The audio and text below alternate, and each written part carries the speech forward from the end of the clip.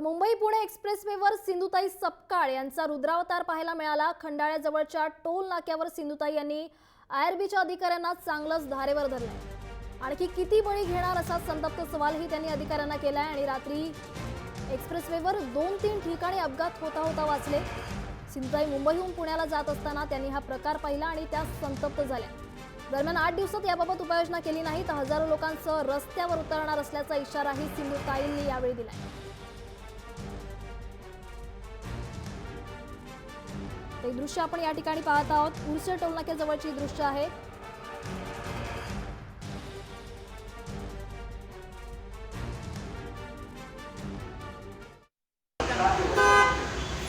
आता माझ्यासमोर 20 लोक मेले असते।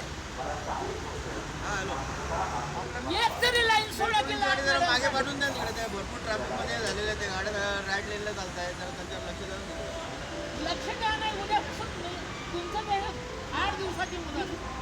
जर 8 दिवसात कुठल्याही मोठ्या गाड्या बंद झाल्या नाही, 1000 लोक घेऊन बसेल। कोण आहे ते? हा नाही, कोणी अधिकार दिला तुम्हाला माणसं मारायचं? टॅक्स भरतात ना। मोठमोठे माणसं मेले, जखमी झाले, ड्रायव्हर मेले, त्यांचे संसार उघड्यावर आले। कुठच्या लेकराची माय म्हणू नये, कुठच्या मायचं लेकरू जाऊ नये। 30 माणसं आता मेले असते, 20 तर नाही। तुम्ही काय करता? खोपोलीचं लोणावळ्यापर्यंत तुमच्या गाड्या काय असं कोणाच्या? सगळ्या मोठ्या गाड्यांनी सगळे ट्रक अडवलेले असतात। एकही गाडी पुढे जाऊ शकत नाही आणि ज्या गाड्यामधून रस्ता काढतात त्या कधी मरू शकतात। काय करता तुम्ही? तुम्हाला मी 8 दिवसाची मुदत देते। जर 8 दिवसात हे काम झालं नाही तर मी हजारो लोक कुणाला कुणाचा जीव घ्यायचा अधिकार नाही आहे। काय लावलं हे? हॅलो, पहिले हे म्हणणं करा। शांत कसं व्हायचं? अरे वाचली ना ती गाडी माझ्यासमोर। बरं नाही ना हे? बरोबर नाही ना? किती जीव घेताय तुम्ही? किती लोक मेले या रोडने? थेट जात आहोत आपण पुण्यात। आपल्यासोबत बोलण्यासाठी आहेत स्वतः सामाजिक कार्यकर्त्या सिंधुताई सपकाळ। माई मुंबई पुणे एक्सप्रेसवेवर बघितलं तर गेल्या अनेक वर्षांपासून अपघातांची मालिका सुरू आहे। तुम्ही स्वतः मुंबईहून पुण्याला जात होत्या, नेमका काय अनुभव आला तुम्हाला त्यावेळेला? हा बाब, अरे काय माहितीये का, त्या खोपोली ते लोणावळ्यापर्यंत एवढ्या मोठ्या गाड्यांनी रस्ता फुल भरलेला असतो की श्वास घ्यायला जागा नसतं रे। ह्या लहान लहान गाड्या जिथे जागा मिळेल तिथून घुसतात, मागची गाडी त्यांना ठोकते। किती किती प्रकरणं झाले याच्यात। ते DSK साहेब पुनर्जन्म झाला त्यांचा ड्रायव्हर रस्त्यात मेला, संसार उघड्यावर आला। काल माझ्यासमोर 20 माणसं मेले असते। माणसं म्हणजे बाया आणि पोरच होत्या, त्याच्या मागे माझी गाडी होती। हे थांबलं पाहिजे की नाही? किती जीव घेणार आहे ते सगळे? मी दररोज म्हणजे 4 दिवसांनी 8 दिवसांनी मला मुंबईला जावंच लागतं। हे थांबलं पाहिजे ना बाळा। किती लोकांचे जीव घेणार आपण? तेवढी मोठी आवडती आमची अभिनेत्री ती भक्ती बर्वे गेली की रे त्या रोडवर, ते अजून किती जीव घेणार आहे तुम्ही? नक्कीच माई, मृत्यूचा सापळा जो बोलला जातो या एक्सप्रेसवेला ते योग्य आहे का? कारण बेदरकारपणे गाड्या ज्या आहेत त्या या एक्सप्रेसवेवर चालवल्या जात आहेत।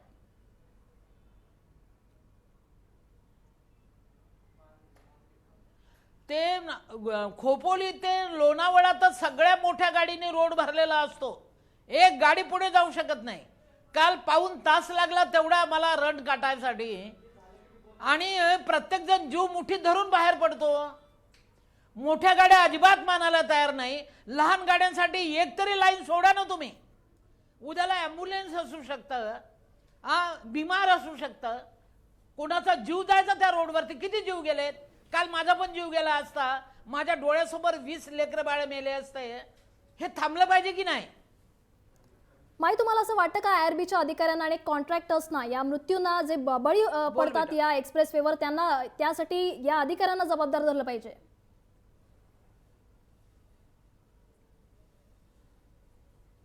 धरलं पाहिजे नाही, आत केलं पाहिजे। याचं कारण सगळेजण अरे ते पैसे दिल्याशिवाय गाडी पुढे सरकत नाही। मग तुम्ही घेता हक्कानी तर ह्या सुविधा नको का द्यायला?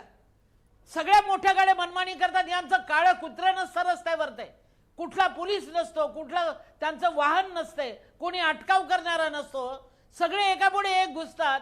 लहान गाड्यांची केवढी कोंडी होते. पैसे भरल्याशिवाय तुम्ही सोडत नाही, मग त्यांचा जीव तुमच्या भरोशा असतो ना.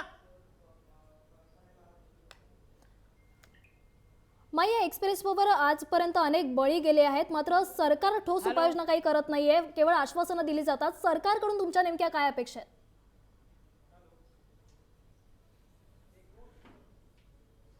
नाही, आता जर हे थांबलं नाही या 4 दिवसामध्ये, तर मी स्वतः तिथे जाऊन बसणार आहे रोडवर. ते स्वतः जाऊन बसणार आहे. हे थांबलं पाहिजे.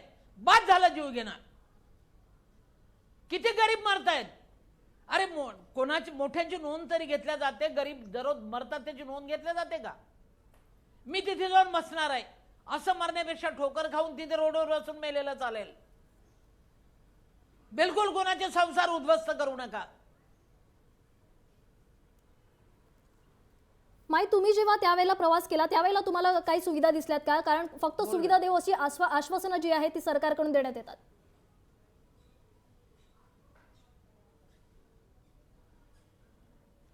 आश्वासनं देणं महत्वाचं नाही आहे, कृती करणं महत्वाचं आहे. प्रत्येक जण तुमच्या त्या नाक्यावरून पैसे दिल्याशिवाय पुढे जात नाही. कधी पैसे नसेल तर तुम्ही सोडत नाही. मग ही जबाबदारी तुमची नाही का? नुसतं रोड करणं महत्वाचं नाहीये, त्या रोडवरचं जाणारा मनुष्य सुरक्षित आहे का हे बघणं पण महत्वाचं आहे ना.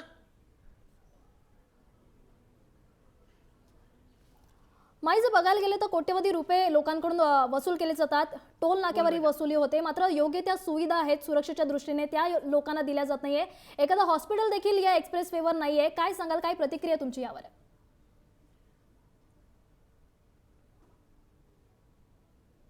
मागच्या वेळेस सुद्धा 2 महिने अगोदर मी त्या रोडनी गेले होते. मोठ्याच्या मोठ्या त्या टँकरचा ऍक्सिडेंट झाला होता. बायका पोरं जखमी होऊन रडत होते, चिल्लावत होते, वाचवा म्हणून बोंबलत होते. काळं कुत्र तिथे नव्हतं. काय करू शकतो कोणी? कोणाची ही जबाबदारी? किती तडफडून लोक मेले, बायानं बापड्या सगळ्या ओरडून ओरडून जीव सोडत होत्या. हे एक घटना नाही ना. माई, आयआरबीच्या अधिकाऱ्यांना तुम्ही काल फोन केला होता, नेमकी काय उत्तरं तुम्हाला त्यांच्याकडून मिळाली? कारण आयआरबीचे अधिकारी मुजोर आहेत असं म्हटलं जातं.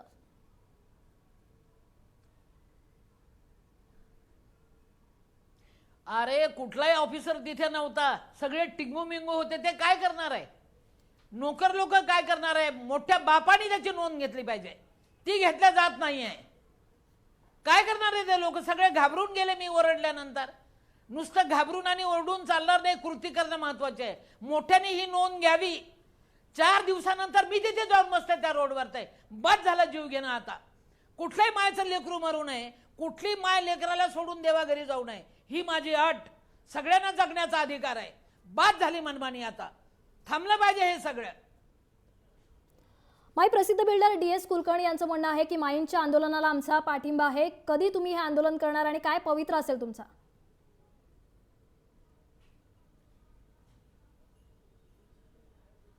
बेटा, अरे तेवढा मोठा आमचं भूषण असलेले DS कुलकर्णी जीव जाऊन जीव आला, पुनर्जन्म झाला त्यांचा. पण ड्रायव्हर जीवाला मुकला की नाही?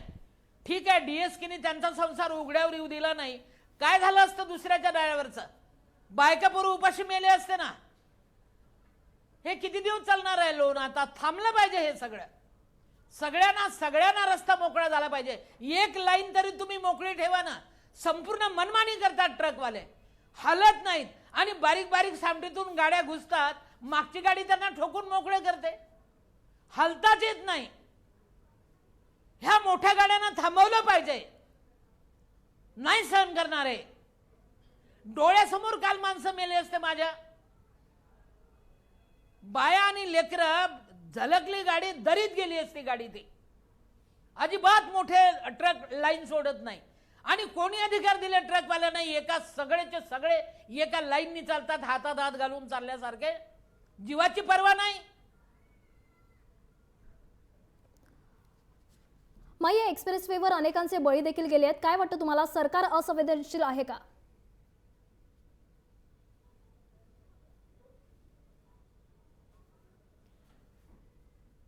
सरकारला आठवण आहे की नाही काय माहिती. कोण मरते ना कोण जगते हे सुद्धा सरकारने कधी नोंद घेतली की नाही काय माहिती. मरणारे मरतील, चालणारे चालतील. खरंच सरकार मायबाप आहे, त्यांनी सुद्धा ह्या दुःखाची नोंद घेतली पाहिजे. नका कोणाचे संसार उघड्यावर टाकू, नका कोणी तिथे बळी जाऊ देऊ. सरकारने एका क्लिकवर ते सरकार करू शकतं, पण करेल तेव्हा ना. मग 8 दिवसांचं अल्टिमेटम जे आहे ते तुम्ही अधिकाऱ्यांना दिलंय. जर 8 दिवसात या ठिकाणी योग्य त्या सुविधा मिळाल्या नाहीयेत, योग्य ती सुविधा जी आहे ती लोकांना मिळाली नाहीये, तर तुम्ही तुमच्या आंदोलनावर ठाम आहात का?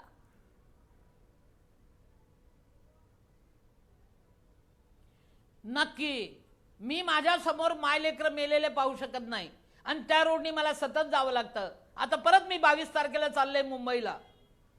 जर त्या लाईनीमध्ये तशाच गाड्या असतील तर मी तिथे मांडी घालून बसेल. किती दिवस चालणार आहे? हे थांबलं पाहिजे आता हे सगळं. नक्कीच माई, जय महाराष्ट्रकडे तुम्ही तुमच्या या भावना ज्या आहेत त्या व्यक्त केल्या आहेत त्याबद्दल तुमचे खूप खूप धन्यवाद. तर ही दृश्य आपण या ठिकाणी पाहत आहोत. मुंबई पुणे एक्सप्रेसवेवरची दृश्य आहे. या ठिकाणी मुंबईहून पुण्याला सामाजिक कार्यकर्त्या सिंधुताई सपकाळ जात होत्या. त्यावेळी त्यांना अपघातांची दृश्य दिसली आणि अपघात समोर होता त्यांच्या समोर टळला आणि त्यामुळे त्या चांगल्याच संतापून झाल्या. यावेळी त्यांनी IRBच्या अधिकाऱ्यांना फोन करून चांगलंच सुनावलं आणि 8 दिवसात योग्य त्या उपाययोजना दिल्या नाहीत सुरक्षेच्या दृष्टीने इथल्या प्रवाशांना, तर आंदोलन करण्याचा इशारा देखील माईंनी दिला आणि आंदोलन करण्यावर ठाम असल्याचं देखील त्यांनी जय महाराष्ट्राशी बोलताना व्यक्त केलं.